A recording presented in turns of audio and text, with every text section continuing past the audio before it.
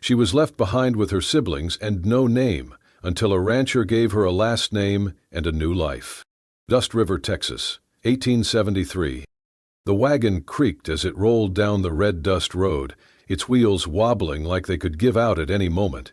Inside sat two figures, slumped in whiskey and resentment, Caleb and Loretta Hanley, arguing loud enough to silence the wind. "You and these brats are nothing but dead weight," Caleb snarled. His voice cracked with liquor and years of blame. "You drag me straight into the mud every damned day." Loretta kept her back turned, pulling her frayed shawl tighter around her shoulders. She spoke over it, dry and distant. "I'd rather die than feed mouths that only open to whine and never to work." Behind them, stumbling in the dust, 4 children stood like shadows left too long in the sun. The youngest, a girl barely 3, ran forward on unsteady legs, grasping at her mother's skirt. "Mama, take me with you," she pleaded, voice trembling. Loretta yanked her arm away like she'd touched something filthy. The child fell backward into the dirt. Eva stood silent, 19 years old, hands gripping the small shoulders of her younger siblings. Her face held no shock, no tears, just the hollow resignation of someone who had been abandoned so many times the wound had gone numb. The house behind them was already half gutted, sold off to cover gambling debts. The shutters swung loose, windows broken, the porch sagging like it mourned its own decay. They were not new to being left, but this time was final. A year ago, Eva could still feel the sting of her father's belt when he caught her giving half her dinner to her brother. She had fallen to her knees on the dirt floor, cheeks swelling with bruises, lips cracked from cold. Yet even then, she'd looked up at Loretta and dared to ask, "If you never meant to love us, why did you bring us into the world?" Caleb had not waited for Loretta's answer. He had backhanded Eva so hard she had flown sideways into the wall, coughing up blood and dust. "That was the mistake," he spat, his eyes rimmed red and wild. "The mistake was bringing a flock of useless mouths into this house." Loretta had stood at the corner then, watching. She had not lifted a hand, not a word, not even a breath for her daughter. Now, as the wagon rumbled away, Eva did not cry. Her arms tightened around the shoulders of her siblings, pulling them close as the light drained from the sky. The world had already shown her what it would take away. That night, under the collapsed awning of their former porch, Eva scraped together what wood she could find, wet branches, moldy scraps, and coaxed a fire into a weak flicker. It hissed like a dying animal, more smoke than flame. But it was something. It was hers. Her siblings huddled near, silent from hunger and fear. The youngest still sniffled for their mother. Eva said nothing. She pulled her shawl tighter, but the cold went deeper than the skin. It lived in her now. She had no money, no food, no home, and no name she wished to carry anymore. As the fire burned down, she looked up at the vast Texas sky, bruised purple with night, and said aloud, not loud enough to wake the children, but clear enough for the stars to hear, "That name is not mine anymore." She did not cry, not when the baby whimpered in her arms, not when her stomach twisted from hunger, not even when the wind cut through her like knives. Because names meant belonging, and tonight she belonged to no one. Only the fire, only the wind, and 4 small hands gripping her sleeves in the dark, depending on her to be something more than what her name had ever meant. The next morning, long after the wagon had vanished into the horizon, a lone rider paused on the edge of Dust River's outskirts. His boots tapped against the stirrups, dust clinging to the hem of his coat as he scanned the desolate yard. Calder Reed was not one for town gossip. He had no wife, no children, and no patience for card games or saloon talk. He worked cattle, mended fence lines, and rode out early to check on the land his father left him. But today, something in the air pulled his reins. He saw them, 5 figures huddled beneath a tattered porch, wrapped in threadbare blankets. One girl stood upright, older than the rest. Thin arms spread protectively around the others. She stared at him, chin lifted, eyes like cracked stone. Tired, yes, but unbroken. He tipped his hat. "You all right?" The girl didn't answer. He tried again, voice low. "You got a name?" She stared at him a moment longer. Then, "I have a first name, but I don't carry the rest anymore." Calder furrowed his brow. "And what name do you go by?" She looked down, then met his eyes again. "Just Eva." Something flickered in his chest at that. Not pity, not even sympathy. Just recognition.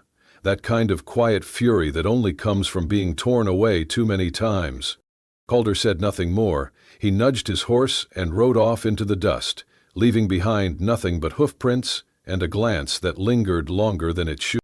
That night, as darkness crept over the town again, Eva returned from foraging to find a bundle tucked beneath the broken gate. A loaf of bread, a flask of water, a few pieces of cured meat wrapped in oilcloth. She froze, looked around, no sign of anyone. The next morning, a pile of chopped firewood rested near the corner where her weak flame had struggled the night before. Dry kindling, perfectly split, stacked with care. Still no one in sight. On the third day, a small tin can of beans, then a blanket, then a pouch of salt and sugar. Eva stayed watchful. At first she thought it might be a trap, some cruel trick, but the food was never poisoned, the firewood never faulty, and most of all, no one came asking for thanks. One evening, she waited behind the ruined well as the sun bled over the prairie, and there he was. The same man, the one on horseback. He didn't approach. Just left another bundle near the porch, checked the sky, and turned back toward the hills. She stepped out as he mounted. "Why are you doing this?" she asked, voice steady. He glanced at her over his shoulder. "Because someone should." "That's not a reason." He smiled faintly. "Maybe not, but it's enough." She looked at him, hard. "I told you I don't have a last name." He nodded once. "And I didn't ask for one." Then he rode off, quiet as ever. From that day on, she stopped waiting behind corners. She accepted the help, but never grew greedy. She rationed everything, made sure her siblings had more than she did, and left one coin, her only coin, wrapped in cloth, near the well where he'd walked. He never took it. He never spoke much. And she never asked for more than he gave. But somehow, in that silence, trust began to grow. Not the fast-burning kind, the slow, steady warmth of someone who never said, "You owe me," and never looked at her like she was a burden to carry. For Eva, that was more powerful than any rescue. And for Calder, he did not know it yet, but something in her voice had planted itself deep. A name abandoned. A girl who stood in the wreckage and refused to break. It was the first time in years he thought of carving out something more than a fence line. And maybe, just maybe, this girl without a last name had started to believe she was worth something again. The wind over Dust River carried a scent of saddle oil and sun-scorched grass as Eva trudged up the dirt path to Calder's ranch. Her boots were cracked, her palms blistered from splitting firewood, but she held her chin high, the parcel clutched in her arms. Bread, salt, 2 blankets, every item he had left without a word. She knocked on the weathered post of the gate. Calder looked up from where he was nailing a railback onto the corral. "You came," he said simply, brushing dust from his hands. "I came to return what's yours." He nodded once, not moving. Eva placed the bundle at his feet. "I'm not a charity case." Calder stared at it. "Neither am I." She blinked, not understanding. He straightened, looked at her, really looked. "You want to return it?" he said, voice flat. "Fine, take it out and work." Eva's fingers curled. "Work? You know horses?" "No. Look. He tipped his hat back. "Good. You'll learn." And just like that, the line was drawn. Eva stayed. She swept the porch first, then the barn. She watered the animals, picked stones from the field with hands raw and shaking. At night, she boiled soup from bones and onion and scrubbed Calder's old pans until they shone like hammered silver. She never asked for help. He never offered. But he noticed how she stood, even when her knees wobbled, how she fed her youngest brother before she touched a spoon. The ranch grew quieter in a different way, not empty but full of motion, soft breathing, laughter from the children when the wind was calm. One morning, Calder left a broad-brimmed hat on the porch rail. No note. Ava stared at it a long time, then put it on. A week later, a pair of second-hand boots by the barn door. Then, a worn but sturdy brush with carved ivory teeth. She never thanked him. He never expected her to. One evening, after a long day branding calves, they sat near the fire. Calder rubbed the tension from his neck. Eva ladled out stew, her fingers trembling only slightly from exhaustion. "You never ask my name," she said. He looked up. "You know it's Eva, but never ask the rest." He stared into the fire for a long moment. The flames danced in his eyes like secrets held too long. "You ever been shot?" he asked. Eva blinked. "No." He nodded. "Hurts like hell, but it's the healing that really burns." She didn't speak. He added, "Sometimes the only way you get through is not looking at what hit you. Just forward, step by step." A pause. "I figured asking your name was like touching a wound still bleeding." She looked down at her bowl. Then he said quietly, "Anyone who survives what you did deserves the right to choose what name they carry next." Eva turned her face slightly. Her eyes shimmered in the firelight. No one had ever said that to her. She had expected him to press, to pry, to offer pity masked as curiosity. But he hadn't. And in that space he gave, she began to feel something she hadn't felt in a long time. Safe, not because he promised it, but because he never asked her to be anything other than exactly what she was.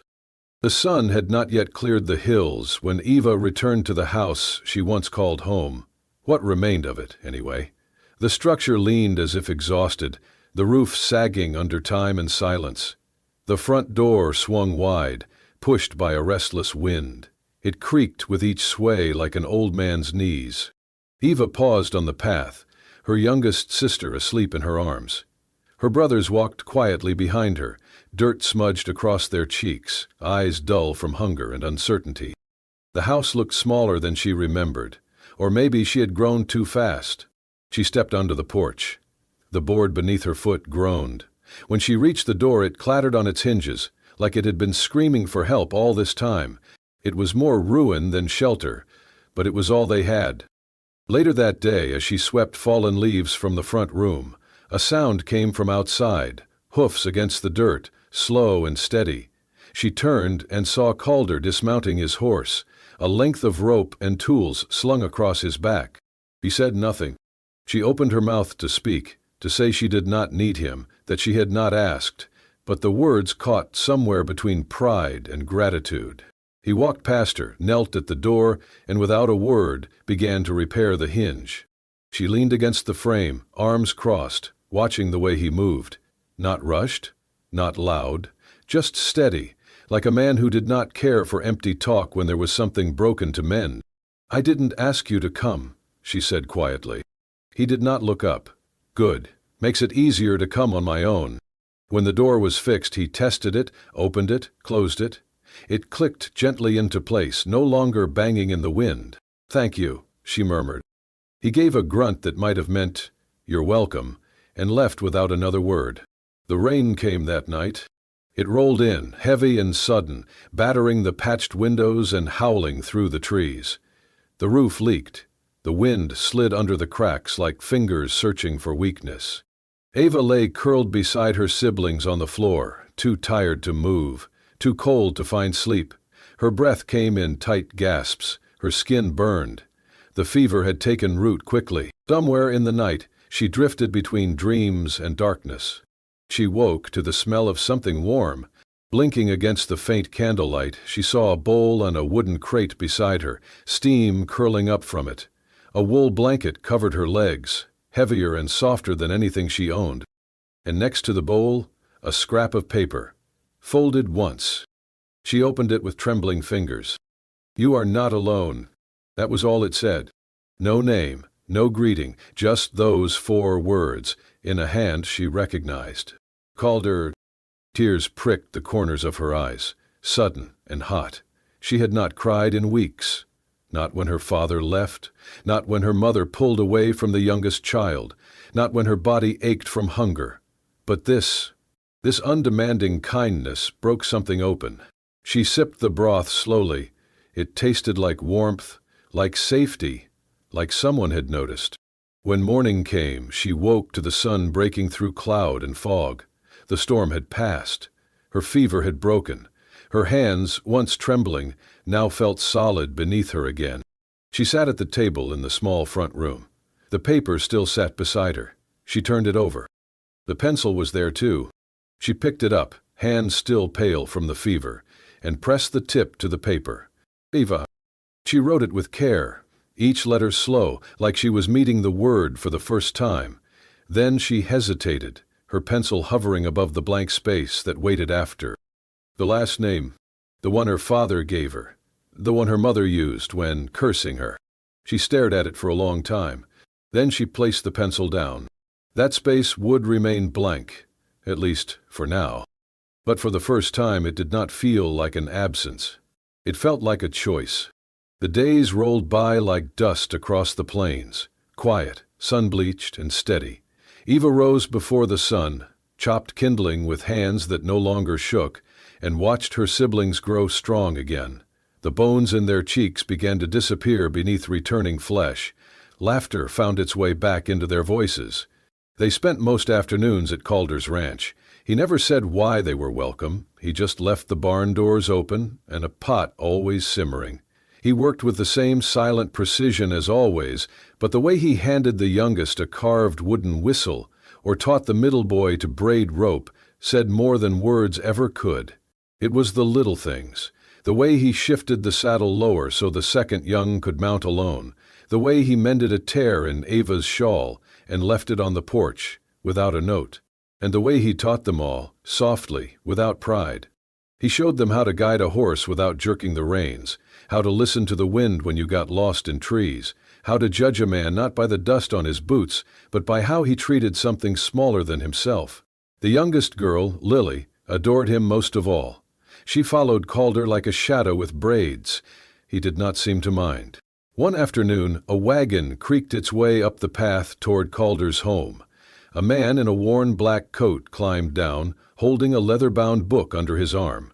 He introduced himself as a preacher from Dust River's tiny chapel. "I was told there are new children living near the Boone place," he said. "Thought it might be time to register them with the church for school and Sunday service." Calder nodded, leaning against a fence post. Eva stood a few feet away, dust on her dress, arms crossed tight against the breeze. The preacher crouched before the children, smiling kindly. "And what are your names, little ones?" They answered, one by one. Then came the question that hung like a blade. "What is your family name?" Eva opened her mouth. Nothing came out. She looked down at the dirt, her hands clenched into fists. Before she could speak, or break, Lily stepped forward. She lifted her chin and said, clear as creek water, "We are Boones." The preacher blinked. "Pardon?" Lily pointed her thumb at Calder. "That's our family now. Uncle Calder is our home, so our name is Boone." Silence. Eva could not breathe. Calder's eyes locked on Lily. He looked startled, like something in him cracked in half and mended at the same time. Then, slowly, he turned and walked into the barn without a word. The preacher, flustered, mumbled something about checking back another time. He left. Eva stood there, long after the wagon disappeared. That night, Calder did not eat with them. But when Eva walked into the barn later to return a borrowed blanket, she found something carved into the beam above the stable. Eva Boone? No questions. No pressure. Just a name. A gift. And for the first time, when she whispered it aloud, it felt like it belonged to her. It happened on a Tuesday, beneath a sky heavy with storm. Ales. A wagon rolled up from the south, older than the town itself, and pulled by a mule whose ribs jutted out like broken fence posts. Dust clung to its wheels. In the seat sat a man with a slanted hat, yellowed teeth, and eyes sharp as railroad nails. Behind him, a younger boy, maybe 15, maybe a shade crueler, wore a smirk that curled like smoke on a cold pan. Eva was tending to the porch steps, patching a cracked board, when she saw the crest stitched into the man's coat pocket, a crude emblem of 3 antlers crossing her mother's side. Kin by blood, barely. Her body stiffened before her thoughts did. The man climbed down like he owned the dirt. His boots were cracked, his presence sour. "You must be Eva," he said, voice slick as grease. "Loretta's girl. We heard about what happened. Real shame.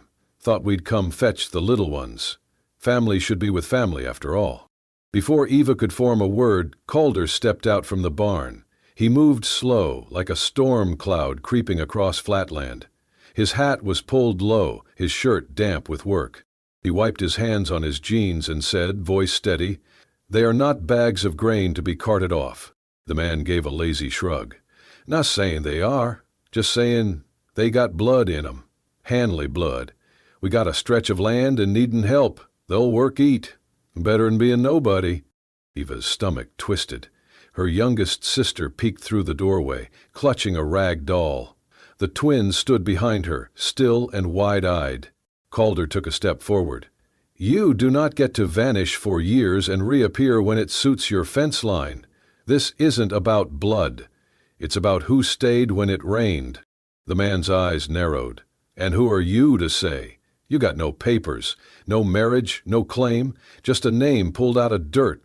What gives you the right?" Calder's jaw tightened. His voice dropped. "I'm the one who showed up." The air felt like it cracked. For a beat, it seemed the man might reach for something in his coat, but then a door creaked.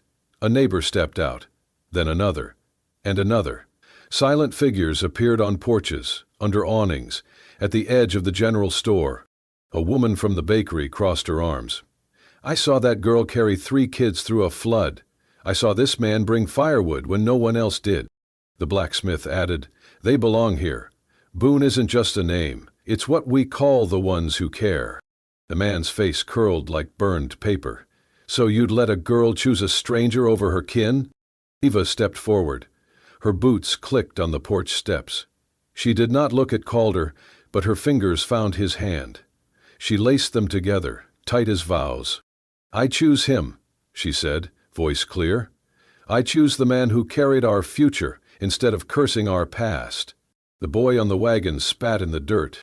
"You're just a child," the man hissed. Eva didn't flinch. "I was a child when you left me bleeding on the kitchen floor. I was a child when you slapped my name out of my mouth. I'm not a child anymore. And I don't belong to you. I don't belong to pain." She turned to the onlookers. "My name is Eva Boone," she said, "and I chose it. With my hands, with my heart. And I do not regret it." A soft hum of agreement rippled across the crowd. The man stared a second too long. Then he turned, spit near Calder's boot, and climbed onto the wagon. The mule groaned, and the wheels turned. The boy said nothing. They rode away into the dust they came from. Eva did not cry. Calder didn't speak. But that night, after the wind had died and the children were tucked in, she found a folded piece of paper on her windowsill. The handwriting was rough, a little unsure. Calder's. It read, "Blood leaves, but heart stays." The barn had once been nothing but splintered wood and shadows, used to house old feed and broken plows. But under Eva's hands and Calder's quiet labor, it became something else, something new. They cleared it out together, Calder lifting the heavy crates and Eva sweeping out years of dust with a ragged broom. She repurposed cracked chairs and stacked them into benches. A warped table became a desk. She borrowed slates from a widow in town and nailed old curtains across the drafty windows to catch the light just right. One afternoon, Eva stood back and stared at what they had made. It was not perfect, not even close. But it was the first thing she had ever helped build that was meant to shelter dreams, not just bones. The first lesson she wrote on the old blackboard was just one word, etched in bold white chalk: name. She faced a room of children, not only her siblings but others from the edge of Dust River, kids who never belonged anywhere, who had been called by numbers or chores or not called at all. Some had never been in a school. One girl flinched when Ava raised her voice to call roll. But Eva kept teaching, with patience carved from years of surviving and warmth shaped like second chances. She taught them to say their names with their backs straight and their chins high, to spell them out like declarations, to believe they mattered because they existed. At the end of that first week, Calder hung a new sign above the barn doors. He had carved the words himself in blocky, uneven letters that caught the sunlight in grooves. Boone School, a place where everyone has a name. When Eva saw it, she reached up and ran her fingers over the grooves as if they were a prayer. That night, the classroom sat empty again. The lantern burned low. Calder stayed behind to mend a broken bench, but Eva knew it was just an excuse to linger. She sat at the teacher's desk, fingering a worn ribbon from her sister's dress. Calder approached and placed something on the wood in front of her, something folded, plain, official. The paper. She unfolded it carefully, as if it might vanish in her hands. A marriage application. The line for the bride's name was blank, but in Calder's sharp, deliberate hand, one sentence was written across the bottom. She can choose to carry my name, but I've carried her for a long time already. Ava did not speak. She looked up, into eyes that had never once demanded anything from her. Eyes that saw through every sharp word she had used as armor, every silence she had wielded as a shield. Calder stepped back. "You do not have to," he said, voice gruff as always. "This place? It's yours, whether you sign or not." Eva stood slowly, paper still in hand. She walked over to the chalkboard. She erased the day's lesson. Then, with slow, deliberate strokes, she wrote 2 words. "Eva Boone." She turned back to him. Her voice was clear, soft as firelight. "I do not carry shame anymore, just the name I chose. And the one you gave room for." Calder came closer, gently took the chalk from her hand, and under her name he drew a line, not a period, not a flourish. Just a single, steady mark. "Line for the rest of our story," he murmured. Eva reached for his calloused hand, and together they stood beneath the wooden sign, 2 people who had never been given much, but had learned to build something from nothing. And outside, the night was quiet. But inside the barn, where a school had bloomed from ruins, and 2 names now stood side by side on a chalkboard, a fire burned that no storm could put out. The air in Dust River had never smelled sweeter than it did that spring morning, laced with wild lilac, campfire smoke, and the faint scent of cinnamon from the kitchen window at Boone Ranch. Neighbors came on foot, on horseback, in creaky wagons and Sunday clothes, not to a grand chapel, not to a saloon dance, but to the open land beside a barn that had once been broken, now transformed. A pine arch stood where cattle used to be tied. Wildflowers crowned its beams, lanterns hung from trees, and in the dirt Eva's siblings had scattered petals from whatever they could gather, dandelions, clover, even prairie sage. Calder stood beneath the arch in his only clean shirt, sleeves rolled once at the cuffs. He had shaved that morning, not to look handsome, but to look like a man who could be trusted with a life beside his. His hands were steady, his eyes waited only for her. When Eva stepped forward, holding her youngest sister on her hip, every sound seemed to hush. Crickets, wagons, even the wind. She wore no veil, just a dress sewn by 3 women from the town, and a braid, tied with her mother's old ribbon, kept not for the woman, but for the memory of surviving her. Her eyes met Calder's, and she smiled, not wide, but sure.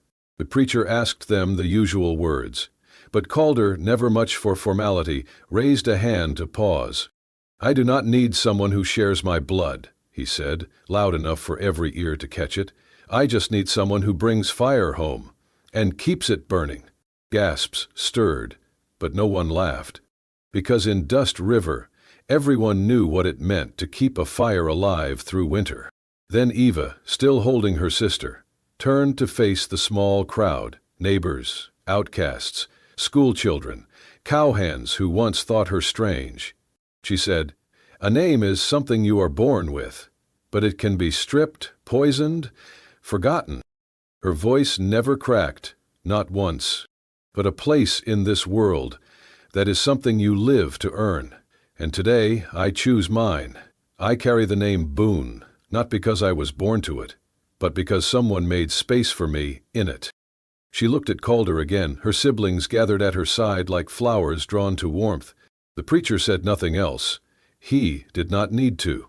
He simply stepped back, and the two, man and woman, heart and hope, sealed their vow not with a kiss for show, but with joined hands and quiet eyes that said, "We are already home."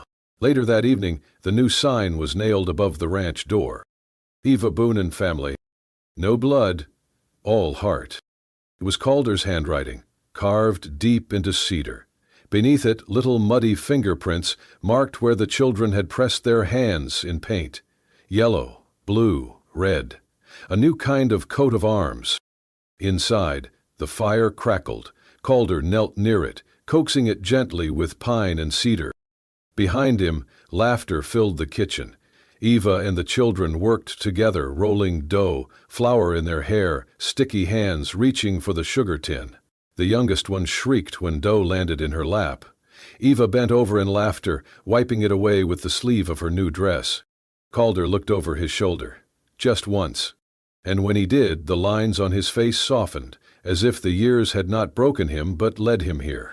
To the fire, to the noise, to the home. He stoked the flame again, then left the poker leaning against the stone, knowing now he was no longer the only one who kept the light. Outside, the stars began to blink on above Dust River. But in the Boone house, the lights were already burning, and they were not going out any time soon. If this story reached into your heart, if it reminded you that family is not always born, but sometimes found and built, then you belong here with us. At Wild West Love Stories, we tell tales where names are earned, not given, where strength is quiet and love is the loudest truth in the dust. If you believe in second chances, in ranchers with rough hands and tender hearts, and in girls who choose their own names, then hit that subscribe button. Join our growing family of hearts, drawn to warmth, not blood. This was the story of Eva Boone, but out here, there are so many more stories waiting by the fire. Subscribe to Wild West Love Stories and keep the light alive.